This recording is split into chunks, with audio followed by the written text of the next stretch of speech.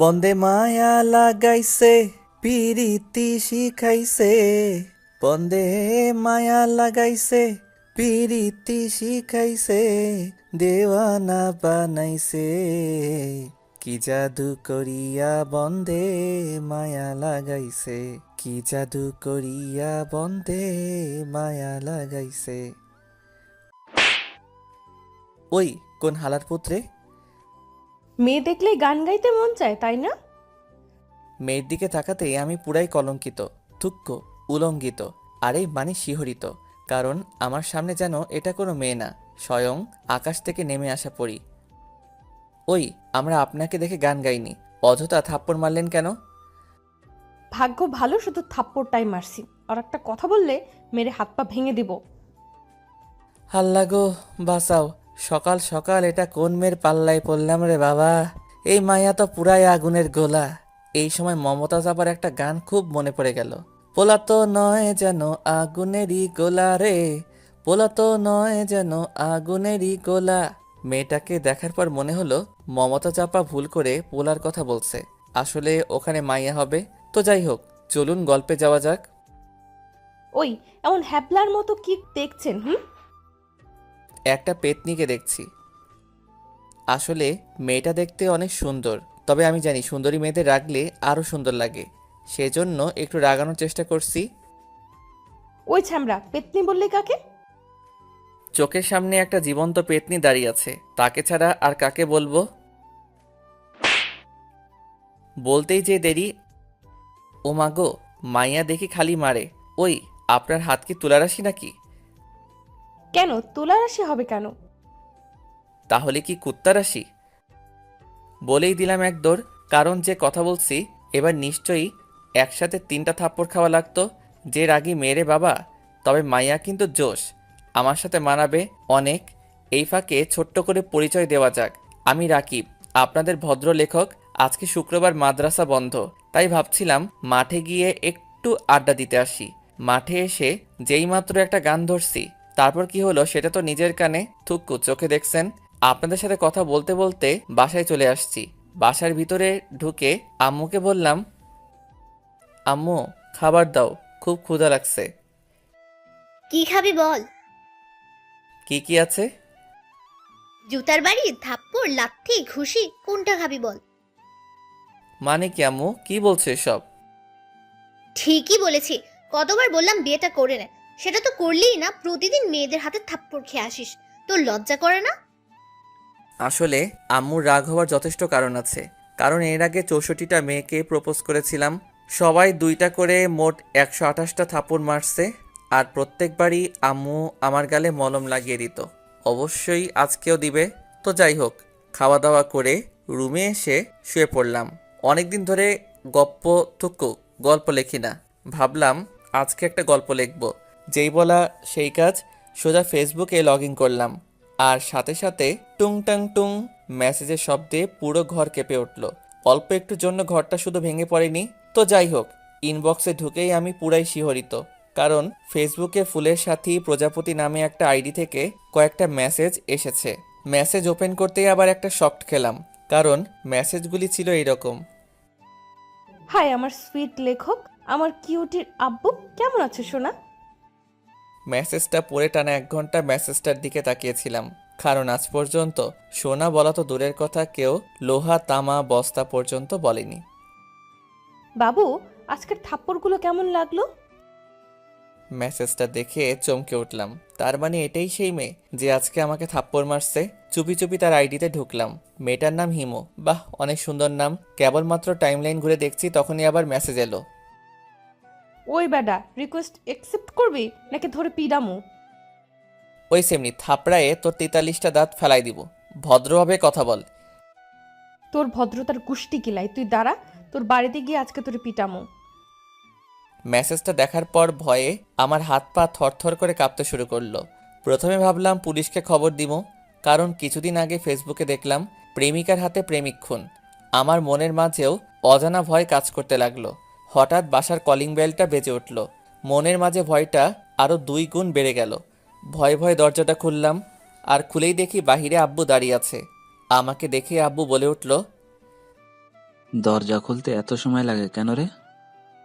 জেনে রাখা ভালো, আব্বুর সাথে আমার সম্পর্ক বন্ধুর মতো। আব্বে ফহিন্নির পুত, এত চিল্লাও কেন? কিছু বললি? আব্বু। কি? আব্বু, প্রেম কর্মু, একটা মাইয়া খুঁজে দাও। আমি আর জানতাম না আমার পিছনে আম্মু দাঁড়িয়ে আছে। আমার কথা শুনেই আম্মু ঠাস করে কানের 1 ইঞ্চি নিচে একটা বসিয়ে দিল। তারপর থেকে কানের ভলিউম কমে গেছে। তারপর আম্মু রুমের ভিতরে চলে গেল, আর আমি আবারও ফেসবুকে ঢুকলাম। ঢুকেই দেখি হিমু অ্যাক্টিভ আছে, তাই তাকে বললাম, কই রে টিকটিকির বাচ্চা, তুই নাকি আমারে বাড়িতে এসে পিটাবি? ওই ইন্দুরের বাচ্চা, তুই কি ভাবছিস আমি তোর ঘরের বউ যে তোর বাড়িতে যাব? হো হো হো, ভয় পাইছিস নাকি? শালা কুত্তা, আমি তোর দাঁত ভাইঙ্গা ফালামু। কাল মাঠে আসিস। ও মা গো, মাইয়া দেখে আমারে ভয় দেখায়। ওই শালির পুত, তোরে আমি লবণ মরিচ দিয়া কাঁচা গিলা খামো। তোরে আমি পুরো কাবাব করে খামু। আল্লাহ গো, মাইয়া দেখে আমার চাইতে 1 ডিগ্রি উপরে। আপা, আন্নে ক্যাডা? মোর মতো একটা ভদ্রপোলার সাথে এমন করছেন কেন? ভাইয়া আপনি যে ভদ্র, আপনাকে দেখলেই মনে করে কয়েকটা থাপ্পড় মেরে আদর করে। না, এই মাইয়ার সাথে কথাই পারা যাবে না। একে ব্রেনটে মার দিতে হবে। আমি কি আপনার সাথে দেখা করতে পারি? হুম। বাহ বাহ, মেয়েটাকে যতটা অভদ্র মনে করেছিলাম ততটা অভদ্র না, কিছুটা হলেও ভদ্র আছে। তাহলে কাল এই পার্কে চলে আসুন। ওকে। তারপর অনেক ঘুমানোর চেষ্টা করলাম, কিন্তু ঘুম ধরছে না, কারণ জীবনে প্রথম কাল কোনো মেয়ের সাথে পার্কে দেখা করতে যাব। সেই খুশির ঠেলায় ঘুম ধরছে না। মনে মনে ভাবলাম অল্প একটু লুঙ্গি ড্যান্স দেওয়া যাক, তাহলে হয়তো ঘুম ধরতে পারে। আর দেরি না করে আব্বুর রুম থেকে একটা লুঙ্গি নিয়ে আসলাম। তারপর শুরু হলো লুঙ্গি ড্যান্স। ড্যান্স দিতে দিতে হঠাৎ প্যার প্যার করে একটা শব্দ হলো। তাকিয়ে দেখি ওমা গো, আব্বুর লুঙ্গি তো ছিঁড়ে একদম প্লাজো হয়ে গেছে।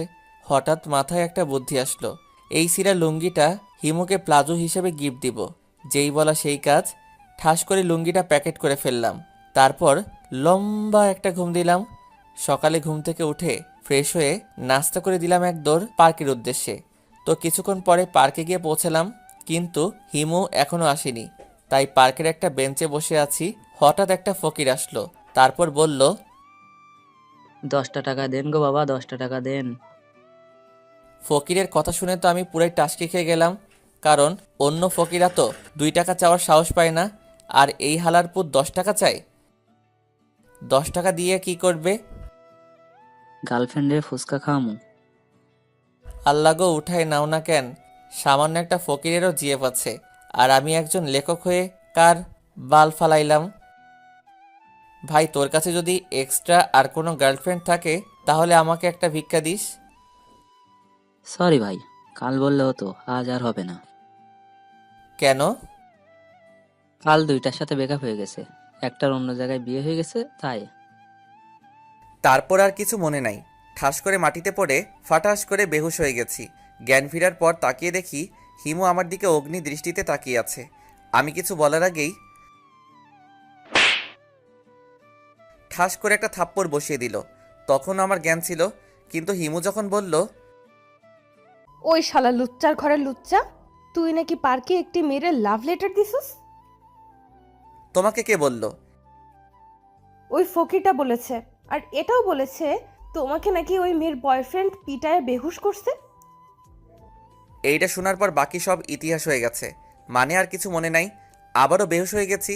তারপর যখন জ্ঞান ফিরল তাকিয়ে দেখি আমি আমার রুমের ভিতরে শুয়ে আছি, আর আমার পাশে আম্মু আর আব্বু বসে আছে।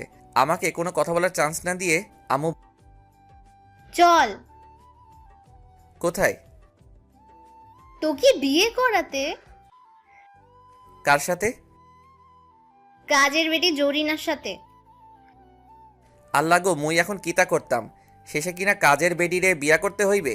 পাঠক পাঠিকা আপনারা বলেন, এটা কি মানায়? আম্মু, আমি বিয়া করতাম না, আমি এই বিয়ে মানি না, মানবো না। তুই বিয়ে করবি না, তোর বাপ বিয়ে করবে। তুমি আমার 10টা না 5টা না একটা মাত্র বউ। তুমি যখন বলেছো তাহলে আমি দ্বিতীয় বিয়ে করতে রাজি। আব্বুর কথা শুনে তো আম্মু পুরাই রেগে আগুন। পরিস্থিতি ভালো মনে হচ্ছে না। তাড়াতাড়ি বিছানা থেকে উঠে দিলাম এক দৌড়ে মাঠে চলে আসছি। কিন্তু মাঠে আসার পর আমি পুরাই শিহরিত। আমি হাসবো নাকি কাঁদবো কিছুই বুঝতে পারতেছি না। কারণ মাঠে এসে দেখি হিমু আর তার বান্ধবীরা আড্ডা দিচ্ছে। সেটা বড় কথা নয়, বড় কথা হলো কাল আমি যে ছিঁড়া লুঙ্গি প্লাজো হিসেবে হিমুকে দিতে চেয়েছিলাম সেটা পরে এসেছে। বাহ বাহ, খুব সুন্দর লাগছে এটা পরে। আরও অবাক হলাম হিমু এর বান্ধবীদের কথা শুনে। দোস্ত, তোর প্লাজোটা কিন্তু সেই। আমার বয়ফ্রেন্ড গিফট করছে। আল্লাহ গো, দড়ি ফালাও উইঠা যাই। আমি নাকি ওর বিয়ে। আর কি যোগ আইলো রে ভাই, লুঙ্গিকে প্লাজো বানায় ফেলছে। তোর বিএফের নাম কি আর দেখতে কেমন? নাম রাকিব, একজন লেখক। আর ও তোদের পিছে দাঁড়িয়ে আছে, দেখ। তার মানে আমি যেখানে দাঁড়িয়ে আছি হিমু সেটা অনেক আগেই দেখে ফেলেছে। হিমুর কথা শুনে ওর বান্ধবীরা আমার দিকে ফ্যাল ফ্যাল করে তাকিয়ে আছে। মনে হচ্ছে যেন আমাকে চোখ দিয়ে খেয়ে ফেলবে। ওদের তাকিয়ে থাকা দেখে আমিও একটা বোকামার্কা হাসি দিয়ে ওদের কাছে গেলাম। তারপর, ভাইয়া কেমন আছেন? প্লিজ ভাইয়া বলবেন না, কলিজায় আঘাত লাগে। তাহলে কি বলবো? কেন, জান বাবু সোনা বলে ডাকবা? আমার কথা শুনে ওর বান্ধবীরা লজ্জা পেয়ে বান্দরের মতো লাফাইতে লাফাইতে চলে গেল। হাই সকিনা। ওই লুচ্চা ছকিনা কাটা কেন তুমি? কুত্তা। মাইন্ড ইওর ভাষা, আই এম ভদ্র বয়। আমার ইংরেজি শুনে হিমু পুরাই টাসকি খাইল। হেতি মনে হয় বাপের জন্মে এমন ইংরেজি শুনে নাই। বাংলার কুত্তা, আবার ইংরেজি মারাও, তাই না? এই মাইয়া তো দেখি পুরাই ডেঞ্জারাস। আমি তো জানি হিমুই আমাকে বাসায় রেখে এসেছে। হাসপাতাল থেকে আমাকে বাসায় রেখে এসেছিল কোন হালার পুত? তোমার আব্বু। কি, কিভাবে?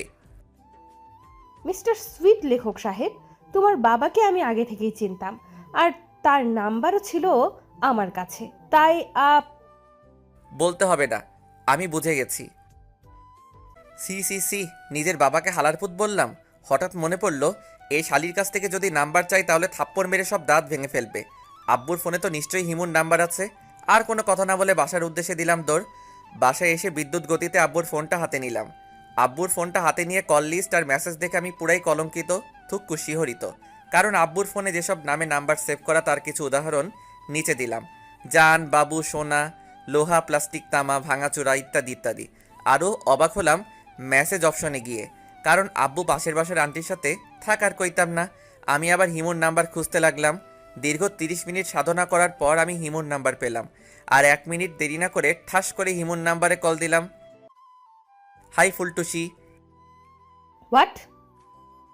এত হোয়াট হোয়াট করো কেন? কে বলছেন?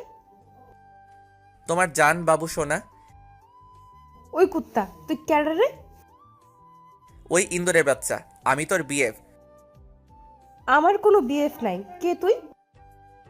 ওই শালি, তোর যদি বিএফ না থাকে তাহলে আমি কেডা? শালা লুচ্চা, তুই একটা রোহিঙ্গা। সি সি সি, এত বড় অপমান! আমিও কম কিসে? তুই বান্দরনি, কুত্তি, তেলাপোকা। টুট টুট টুট। যা বাবা, কলটাই কেটে দিল। আমি আবারও কল দিলাম। কল দেওয়ার সাথে সাথে ওপাশ থেকে একজন খুব সুন্দর করে বলল, আপনার ডায়ালকৃত নাম্বারটি এই মুহূর্তে ব্যস্ত আছে, দয়া করে আবার চেষ্টা করুন, ধন্যবাদ। আমার আর বুঝতে বাকি রইল না যে আমার নাম্বারটা এতক্ষণে হোয়াইট লিস্ট, থুক্কু, ব্ল্যাক লিস্টে চলে গেছে। কি আর করার, খাওয়া দাওয়া করে বন্ধুদের সাথে আড্ডা দিতে চলে গেলাম। তো অনেকক্ষণ আড্ডা দিতে দিতে হঠাৎ দেখি হিমু মার্কেটের ভিতর থেকে বের হচ্ছে। মনে মনে ভাবলাম, শালির ঘরের শালি, আমারে ব্ল্যাক লিস্টে রাখছো, আজ তোমারে মজা দেখাবো। আর এক মুহূর্ত দেরি না করে সোজা হিমুর পিছনে পিছনে গেলাম। তারপর রাস্তার ধারে হিমুর সামনে হাঁটু গেড়ে বসে, আই লাভ ইউ সকিনা। থাপড়ায় তোর 32টা রাত ফালাই দেবো, শয়তান একটা। আমিও আমিও মানে? আমিও থাপড়ায় তোর 32টা দাঁত ফালাই দিব। ওই, তোর সমস্যাটা কি বলতো? তোরে একটা কিস দিমো। হোয়াট? আর এক মুহূর্ত দেরি না করে তার ঠোঁটে আমার একজোড়া ঠোঁট লাগিয়ে দিলাম। প্রায় 5 মিনিট ধরে একটা কিস দিলাম, দিয়েই দিলাম এক দৌড়। কারণ যে রাগী মেয়ে কখন কি করে না করে, তার উপর আবার কিস দিছি। ভাবতেই খুশি খুশি লাগতেছে। তো যাই হোক, আপনাদের সাথে কথা বলতে বলতে বাসায় চলে আসছি। বাসায় ঢুকে আম্মুকে বললাম, আম্মু খেতে দাও। কি খাবি বল? যেটা আছে সেটাই দাও তো, খুব ক্ষুধা লাগছে। লাল লিপস্টিক, কালো লিপস্টিক, পিঙ্ক কালারের লিপস্টিক, কোনটা খাবি বল? তুমি মোর লগে ইয়ার্কি মারো?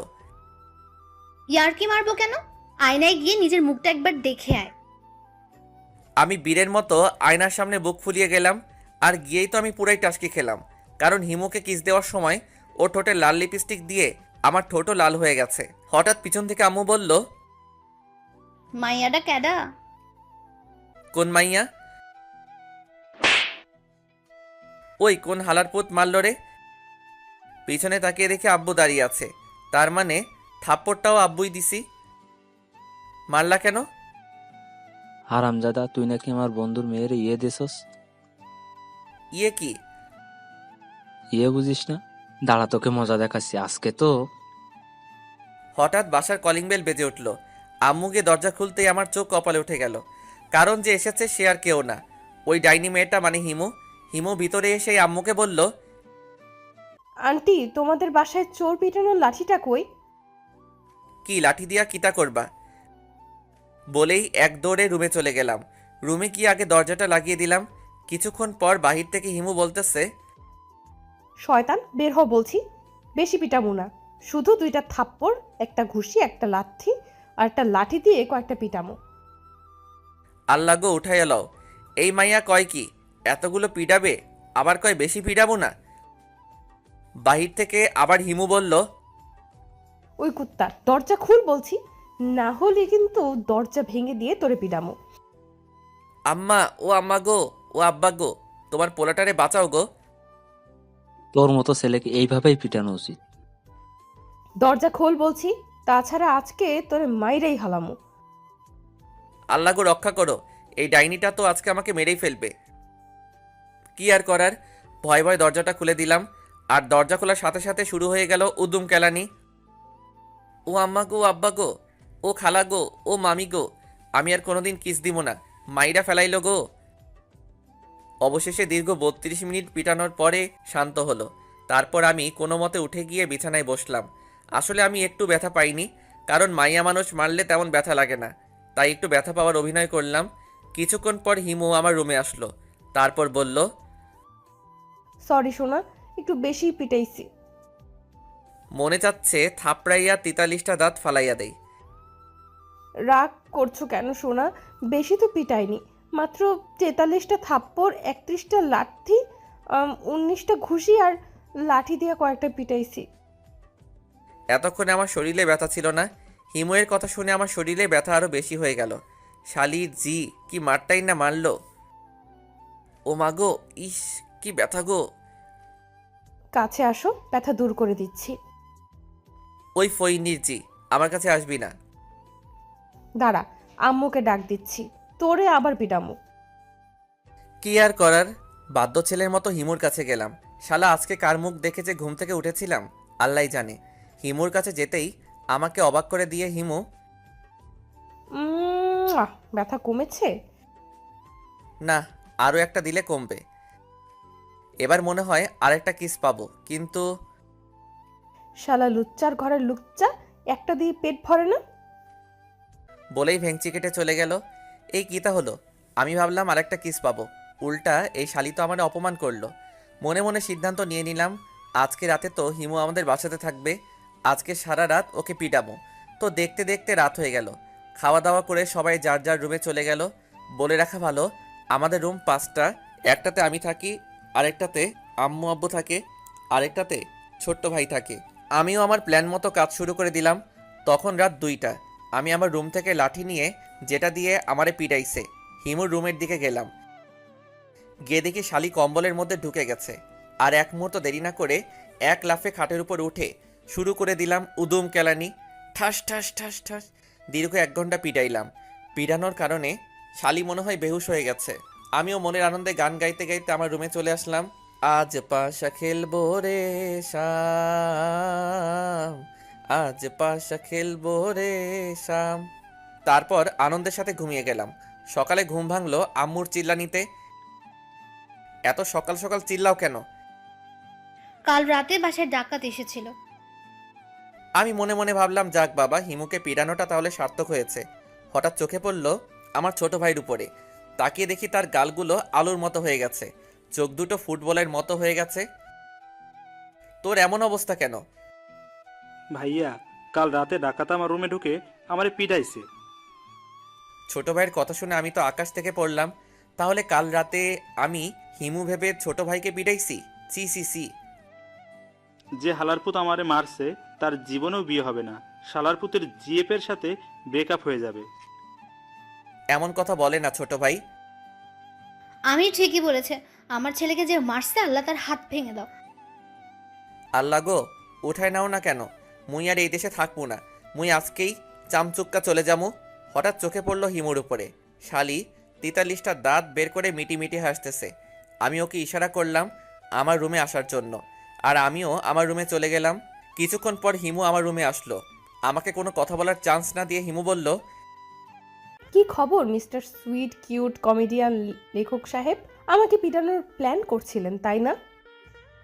শালির জি, তোর জন্য আমি আমার ছোট ভাইরে পিটাইছি। তোরে আজ আমি খাইয়া ফেলামু। মাইন্ড ইওর ভাষা।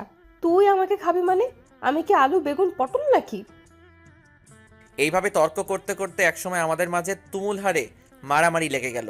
আমি হিমুর চুলের মুঠি ধরে ঠুস ঠাস করে কয়েকটা লাগিয়ে দিচ্ছি, আর হিমু আমার চুল ধরে আমারে থাপ্পড় দিচ্ছে। অবশেষে দীর্ঘ 30 মিনিট ধরে আমরা মারামারি করলাম। আমাদের মারামারিতে বেশ কয়েকজন শহীদ হয়ে গেছে। তারা হলো বীরশ্রেষ্ঠ কোলবালিশ, কয়েকটা বালিশ, গ্লাস, আয়না ইত্যাদি ইত্যাদি। বর্তমানে আমরা দুইজন রেস্ট নিচ্ছি। হঠাৎ হিমু বলল, আমি তোকে ভালোবাসি রে। হিমুর মুখে এমন কথা শুনে আমি ভ্যাবাচাকা খেয়ে গেলাম। আমিও এই কয়েকদিনে হিমুকে ভালোবেসে ফেলেছি, কিন্তু প্রকাশ করিনি। তো আমি কি করব? প্লিজ আর কি করিস না, আমি সিরিয়াসলি বলছি। তো আমি কি করব? মানে তুই কি আমাকে সত্যিই ভালোবাসিস না? না। আমার কথা শুনে হিমু কাঁদতে কাঁদতে চলে যেতে ধরলো। তখনই আমি ওর হাতটা ধরে ওকে বুকে টেনে নিলাম। তারপর আলতো করে ওর কপালে একটা ভালোবাসার পরশ এঁকে দিলাম। শয়তান কুত্তা বিলাই, আমাকে কষ্ট দিয়ে খুব শান্তি পাও তাই না? ওই কুত্তি, কান্না বন্ধ কর। আমার শার্ট ভিজে গেল তো। যাক, তাতে তোর সমস্যা কি? বলেই আমাকে ধাক্কা দিয়ে বিছানায় ফেলে দিল। তারপর আমার বুকের উপর উঠে বসে আমাকে বলল, আমাকে এখন ভালোবাসোস? মানে? মানে হলো আমাকে এখনই ভালোবাসতে হবে। কিন্তু কিভাবে ভালোবাসবো? কুচি খোকা, হিসাব বোঝো না? দুধু খাও। ফেসবুকে তো ভালোই রোমান্টিক গল্প লেখো। তোমার গল্প পড়ে অনেক মেয়েই তোর প্রেমে হাবুডুবু খায়, আর এখন বলছিস কিচ্ছু জানি না। কিন্তু আমি তো। বিছানার উপরে একটা ফল কাটার ছুরি পড়েছিল, ওটা আমার গলায় ধরে, ভালোবাসা দিবি কিনা বল। ও আম্মা গো, ও আব্বা গো। বাচ্চা ছেলের মতো এমন সারাক্ষণ আম্মা আম্মা করিস কেন? আমি কিন্তু এখন কাঁদবো। আর একবার চিল্লালে বাবা হওয়ার ক্ষমতা চিরতরে বন্ধ করে দেব। আহ, বলে কি এই মাইয়া? তবা আস্তাগফিরুল্লাহ, নাউজুবিল্লাহ, কয় কি তা? এমন ভাব করছিস যেন ভাজা মাছটা উল্টে খেতে জানিস না। ওই সেমরি, ভাজা মাছ উল্টে খায় না, হাত দিয়ে তুলে মুখ দিয়ে খায়। এত কিছু বুঝোস কেন? আমি কিছু বলতে যাব তার আগে হিমু তার রসগোল্লার মতো ঠোঁট দুটো আমার ঠোঁটের সাথে লাগিয়ে দিল। আহা কি আনন্দ! ঠিক তখনই ঘটল আরেক অঘটন। উম, উম, উম। আসলে দুইজনের ঠোঁট এক হওয়ার কারণে কথা বলতে পারছি না। ঠিক তখনই পেটের মধ্যে জমে থাকা 3 দিনের গ্যাস শব্দ করে বেরিয়ে আসলো, ঠাস ঠুস ফুস ফাস। পাদের বিকট আওয়াজে হিমু ঘরের ভিতর থেকে ঠাস করে গিয়ে বাহিরে পড়ল। কিছুক্ষণ পর মনে হলো কোন হালারপুত জানি আমার রুমের মধ্যে টয়লেট করে দিছে। কি বাজে গন্ধ! পরে রহস্য উদ্ঘাটন করে জানতে পারলাম এটা আমার গ্যাসের গন্ধ। এক দৌড়ে ওয়াশরুমে চলে গেলাম। দীর্ঘ 32 মিনিট পর ওয়াশরুম থেকে বের হলাম, আর আমি বাহিরে এসে পুরাই শিহরিত। কারণ বাহিরে এসে দেখি হিমু আর ছোট ভাই বেহুশ হয়ে পড়ে আছে, আর আম্মু লাঠি হাতে অগ্নি দৃষ্টিতে আমার দিকে তাকিয়ে আছে। আমি ভাবলাম এবার হয়তো অ্যাকশন চালু হয়ে যাবে, কিন্তু আমাকে অবাক করে দিয়ে আম্মু বলল, কি বাজে খাবার খেয়েছিলি? কুত্তার রোস্ট, মুরগির দুধ আর টিকটিকির ডিম দিয়ে পায়েস, ইঁদুরের হালুয়া, তেলাপোকার সালাদ, গাঞ্জা ভর্তা, ইয়াবার ছুপ, মোলার জুস, করলার শরবত। হঠাৎ ঠাস করে একটা শব্দ হলো। তাকিয়ে দেখি আম্মু বেহুশ হয়ে গেছে। মুই এখন কিতা করতাম? হঠাৎ মাথায় একটা আইডিয়া এলো। আমার মাথায় আবার কুত্তা রাশি আইডিয়া থাকে সব সময়। বাথরুমে গিয়ে এক বালতি পানির সাথে লাল রং মিশ্রণ করলাম, তারপর ওগুলো নিয়ে ওদের গায়ের উপর ঢেলে দিলাম। কিছুক্ষণ পর হিমুর জ্ঞান ফিরল, আর জ্ঞান ফেরার পরপরেই আমি গান ধরলাম, ফাইটটা গেছে, ফাইটটা গেছে, তোর মাথা ফাইটটা গেছে। হঠাৎ কে যেন পিছন থেকে ঠাস করে কানের নিচে একটা থাপ্পড় দিল। থাপ্পড় দেওয়ার কারণে আমার কানের ভলিউম কমে গেছে। অনেক আগ্রহ নিয়ে পিছনে তাকিয়ে দেখি আব্বাই মারছে, আর এতক্ষণে সবার জ্ঞান ফিরছে। কি আব্বা, মোড়ে মারলা কেন? ও মাগো, এবার দেখি পিছন থেকে মারে। তাকিয়ে দেখি হিমু মারছে। ওই শালির জি, ফইনির ঘরের ফহিন্নি, মারলি কেন? বলতেই যে দেরি, এবার আম্মু ঠাস ঠাস করে দুই গালে দুইটা বসিয়ে দিল। সাথে সাথে আমি ভাদাইম্মা স্টাইলে ডাক দিলাম, আম্মা, ও আম্মা গো, আম্মা, ও আব্বা গো। আমার এমন ভাদাইম্মা মার্কা ডাক শুনে ছোট ভাই পাশের রুম থেকে একটা লাঠি নিয়ে আইসা আম্মুরে দিছে আর বলছে, আম্মা এইটা লও, পিডাইয়া হাড্ডি ভেঙে দাও। হালার পুত, আমি তোর বড় ভাই। পাশ থেকে হিমু বলে উঠল, লাঠিটা আমারে দাও, আজকে ওরে মাইরা আমি ইতিহাস তৈরি করব। কি আর করার, লুঙ্গি খুলে মাথায় নিয়ে দিলাম এক দৌড়। দৌড়াতে দৌড়াতে হারামি বন্ধুদের কাছে চলে আসছি। আমাকে এভাবে দৌড়াতে দেখে বন্ধুরা বলে উঠল, এভাবে পাগলা কুত্তার মতন দৌড়াচ্ছিস কেন? আব্বে হালায়, একটা কুত্তায় ধাওয়া করছে।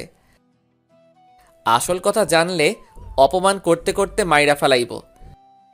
ওহ, তা তোর গালেও কি কুত্তায় থাপড়াইছে? না না, এটা থাপ্পড় না, ওটা তো কুত্তা আদর করে চুমু দিছে। বলেই সবাই একসাথে মিলে একটা ভিলেন মার্কা হাসি দিল। ওদের সাথে তাল মিলিয়ে আমিও একটা আবুল মার্কা হাসি দিলাম। মাঝে মাঝে আমার সন্দেহ হয়, এরা আমার বন্ধু নাকি শত্রু। তো আড্ডা দিয়ে সবাই মিলে একটা মার্কেটে ঢুকলাম আমার বন্ধুর জিএফের জন্য শাড়ি কিনতে। কিন্তু শালা হালার পুতেরা আসছে প্যান্ট শার্ট পরে, আর আমি আসছি একটা লুঙ্গি আর গেঞ্জি পরে, তাও আবার লুঙ্গির 3 জায়গায় জোড়াতালি দেওয়া।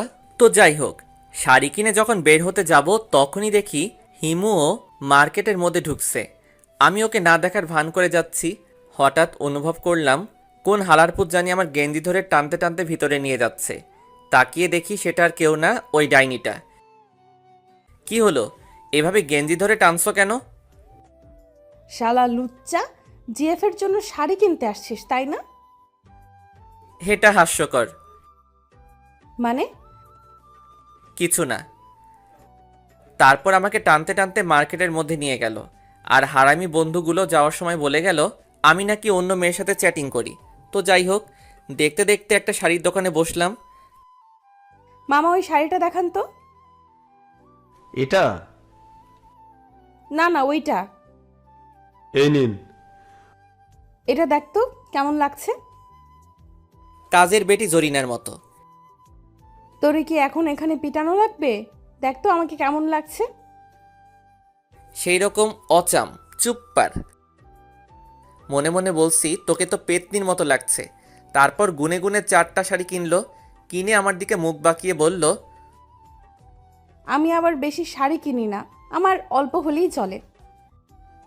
ফহিনীর জি কয় কি 4টা শাড়ি কিনছে, আবার কয় আমি বেশি কিনি না। ভালো। আমার কাছে টাকা নেই, তুমি বিলটা দিয়ে আসো। বলে আমাকে কোনো কথা বলার চান্স না দিয়ে চলে গেল। আমি তো পুরাই শিহরিত, কারণ আমার কাছে মাত্র 8 টাকা আছে, তাও আবার বিকাশে।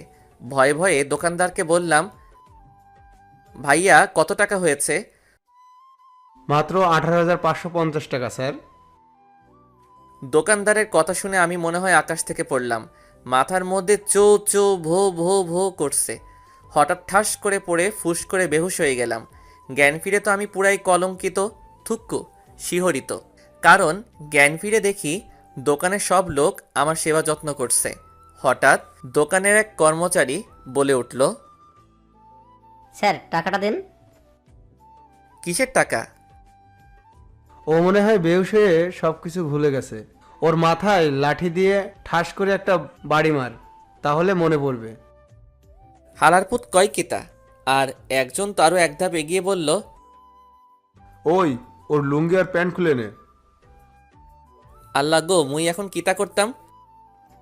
এই বেটা, টাকা বের কর। ওরে ভাইরে, আমার কাছে তো টাকা নাই। ওই, ওর লুঙ্গি আর গেঞ্জি খুলে নে। ভাই, আপনার বউয়ের দোহাই লাগে, লুঙ্গি খুইলেন না, মুই আপনাদের পরে এসে টাকা দিয়ে দিব। কিন্তু কে শুনে কার কথা? অবশেষে লুঙ্গি এবং গঞ্জি বোনাস হিসেবে ফোনটা দিয়ে দিলাম এক দৌড়। ভাগ্য ভালো ছিল নিচে আন্ডারপ্যান্ট ছিল।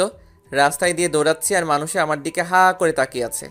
নিজেকে এই মুহূর্তে দৌড় প্রতিযোগিতায় ফার্স্ট বয় মনে হচ্ছে। অবশেষে দৌড়াতে দৌড়াতে বাসায় আসলাম। বাসায় এসে ঘরে ঢুকতেই আব্বু বলে উঠল, কি রে, তোর লুঙ্গি আর গেঞ্জি কই? আব্বা, ও আব্বা গো, কিতা হইছে? ও আব্বা গো।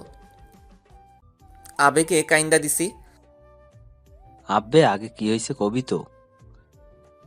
কি আর কমু, দৌড় দিয়ে রুমে ঢুকে দরজা লক করে দিছি। ভাবছি এই জীবন আর রাখতাম না, মুই আজকাই সুইসাইড করমু। কিন্তু কিভাবে করমু? হঠাৎ মনে পড়ল পাখার সাথে গলায় দড়ি দিমু। তারপর গলায় দড়ি দিয়ে পাখার সাথে ঝুলে থাকলাম। হঠাৎ ঠাস করে একটা শব্দ হলো। দেখি শালা হালার পুত ভেঙে নিচে পড়ে গেছি। তারপর আর কিছু মনে নাই, আমি তো মারা গেছি। শুনেছি কবরের মধ্যে নাকি ফেরেশতারা আসে, কিন্তু কই, এতক্ষণ ধরে মরে আছি, এখনো পর্যন্ত কোনো ফেরেশতা আসে না কেন? হঠাৎ তাকিয়ে দেখি ছোট ভাই দাঁড়িয়ে আছে। কি রে হালার পুত, তুইও সুইসাইড করলি নাকি? কিরে ভাইয়া, কয় মুড়া গাঞ্জা খাইছস? আব্বে মফিস, কবরের মধ্যে কি তোর বাপে গাঞ্জা এনে দিবে নাকি? হঠাৎ তাকিয়ে দেখি আব্বাও হাসতেছে। আব্বারে আসতে দেখে ভাদাইম্মা স্টাইলে ডাক দিলাম, আব্বা, ও আব্বা গো, ও আব্বা গো, তুমিও মারা গেছো? কি সাংঘাতিক! আব্বা, ভাইয়া গাঞ্জা খাইছে, ধরে পিডাও, তাহলে ঠিক হয়ে যাবে। বলতেই যে দেরি, শুরু হয়ে গেল লাঠি দিয়ে পিডানি। ঠাস ঠাস ঠাস। ভেবেছিলাম মরে যাওয়ার পর ফেরেশতারা পিডাবে, এখন দেখি আব্বা আর ছোট ভাই পিডাই।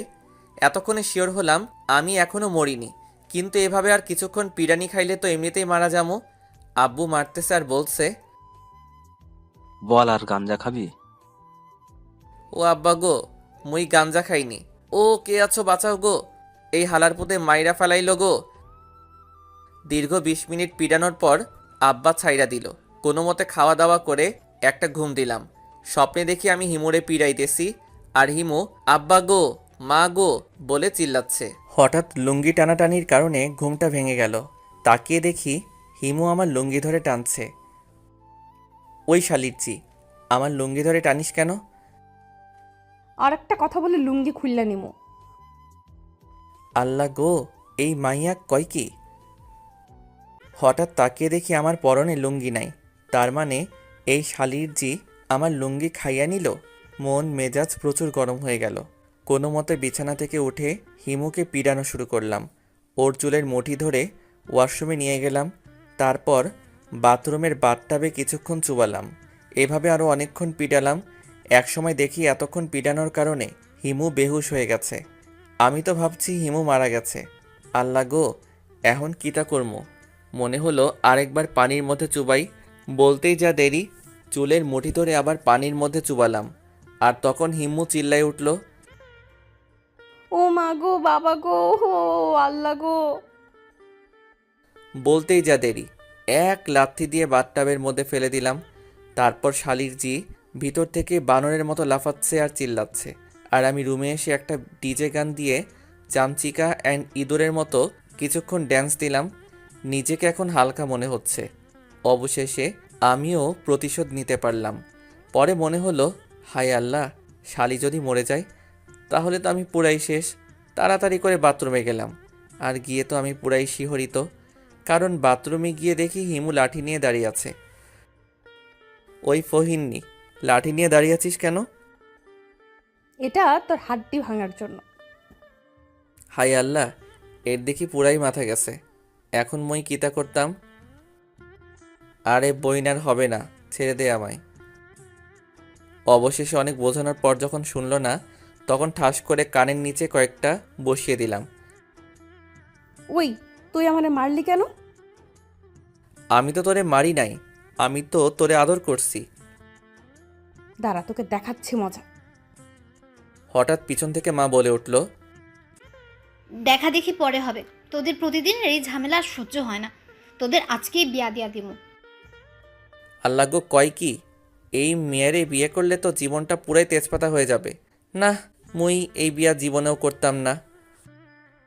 হঠাৎ পিছন থেকে বাবা বলে উঠল, এতদিন অনেক কথা শুনছি, আর নয়, আজকেই তোরে বিয়া দিয়ে দিমু। আব্বুর কথা শেষ না হতেই হিমু মাথায় কাপড় দিয়ে আব্বু আর আম্মুকে সালাম করে দোয়া নেওয়া শুরু করে দিল। কি ফাজিল মেরে বাবা, উপরে ফিটফাট আর নিচে থাক আর কইতাম না। অবশেষে শিশু নির্যাতনের শিকার হয়ে আমার আর হিমুর বিয়েটা হয়ে গেল। বর্তমানে দাঁড়িয়ে আছি বাসর ঘরের সামনে। বন্ধুরা আমাকে বিড়াল মারার টিপস দিচ্ছে। অবশেষে বন্ধুদের টিপস দেওয়া শেষ হলো। আমি বুঝতে পারছি না, সারা বাড়িতে একটা বিড়ালও নাই, আর সবাই আমাকে বিড়াল মারতে বলছে। এখন আমি এই বিড়ালটা কই পাই? আপনাদের সাথে কথা বলতে বলতে বাসর ঘরে ঢুকে গেছি, আর বাসর ঘরে ঢুকতেই হিমু এসে আমার পা ধরে সালাম করলো। যাক বাবা, যতটা খারাপ ভেবেছিলাম ততটা খারাপ না, কিছুটা ভালো আছে। বেঁচে থাকো মা, থুক্কু বউ, তোমার জায়গায় তো আমার পায়ে না, আমার খাটে, থুক্কু বুকে। বলতেই যা দেরি, এক লাফে বউ আমার কোলে উঠে বসলো। ও আম্মা গো, ও আব্বা গো, বাঁচাও গো, কি ভারী তুমি ও মা গো। ওই কুত্তা, আমি তোর মা নই, আমি তোর বউ। জানি জানি, এখন নামো। ও মা গো, কোমর ভেঙে গেল গো। আচ্ছা, তোর তো কোনো বোন নাই তাই না? কেন? মাঝে মাঝে আমাকে একটু দুলাভাই বলে ডাকিস, কলিজাটা ঠান্ডা হবে। ও, বলেই আমার উপরে ঝাঁপিয়ে পড়ল। নিজেকে এই মুহূর্তে বাংলা সিনেমার নায়িকাদের মতো লাগছে, আর হিমুকে লাগছে ভিলেনের মতো। কি রে, চুপ করে আছিস কেন? তো কি করব, চিল্লাচিল্লি করব? তুই না বলেছিলি বাসর রাতে ক্রিকেট টিম তৈরি করবি? ও তাই তো, আমার তো মনেই নাই। বলেই আমি ক্রিকেট টিম তৈরি করে ব্যস্ত হয়ে পড়লাম। হঠাৎ ফট ফট ফট ফটাস করে একটা শব্দ হলো। তাকিয়ে দেখি খাট ভেঙে পড়ে গেছি। কি হলো এটা? নতুন রেকর্ড। মানে? বাসর রাতে খাট ভাঙার ইতিহাস। অবশেষে ইতিহাসের খাতায় আমার নাম উঠে গেল। বকাটে ছেলে বাসর রাতে খাট ভাঙার ইতিহাস। পরের দিনগুলো কেটে গেল অনেক আনন্দে। নতুন বিয়ে করেছি, বুঝেন তো মজাটা কেমন।